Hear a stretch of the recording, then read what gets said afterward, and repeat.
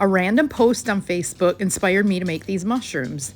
Steve and Linda posted their project, and look at what I found. Out thrifting, I found these cute mixing bowls and knew that I had candlesticks and I could make a bunch of thrift store marriages. I was pretty excited. I'm a DIY paint retailer, so I grabbed a little bit of Kissing Booth to use as my first coat. Kissing Booth is a clay paint and it is super pigmented and thick, so I knew that the clay would help it stick to these shiny little mixing bowls. Today we use Kissing Booth, Queen Bee, Gypsy Green, and Barn Quilt, which is a cottage color one-step paint which has a sealer in it already. I also use white linen to make it off-white. To seal them even more, I used a General Finishes outdoor polyacrylic you can get on Amazon or at some hardware stores. I'm using two kinds of DIY paint today. It's a technique I use often.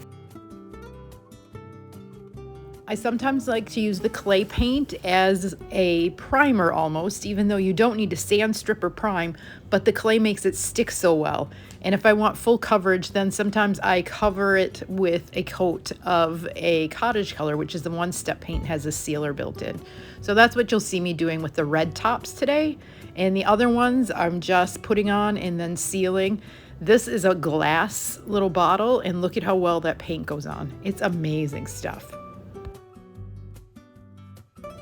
You can get some for yourself in my shop in Menominee Falls or at rusticrehabs.com. We ship daily. Here I am adding the barn quilt to the top of these, and I just love this color. It works so well.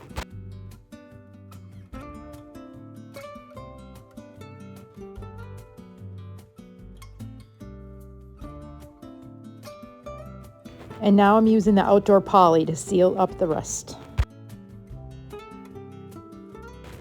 When the clay paint gets wet with polyacrylic, it can look a little muddled, but usually as it dries, it will calm down and look more even.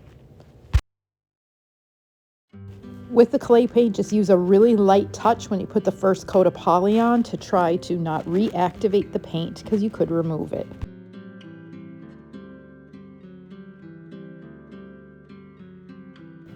Time to put the spots on our little mushroom caps. I grabbed my small stencil brush from JRV, which I also sell, and the paint is actually a mixture of cottage color white linen and a little bit of crockery. This is how I make an off-white paint, and this will have a sealer in it too, so when it dries we should be good to go. But I will put one more coat of the outdoor poly just to make sure they stand up well in our Wisconsin weather.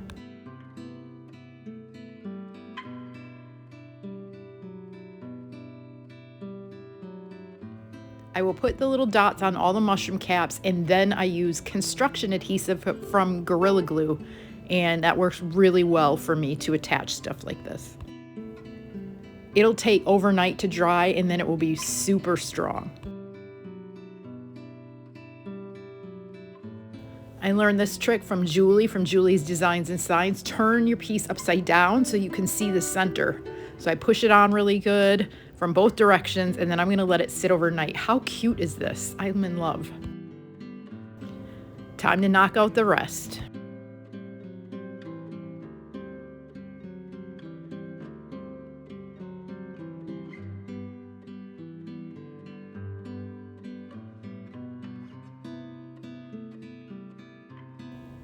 I'm loving the different heights of everything, from using the candlesticks, the jars, all the different stuff I have laying around. I think that is what makes a really cute vignette.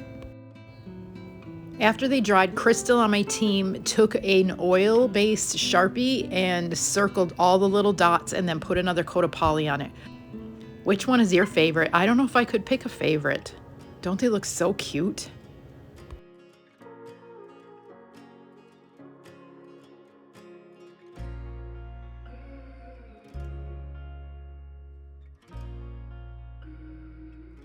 Let me know if you try this. I'd love to inspire and be inspired.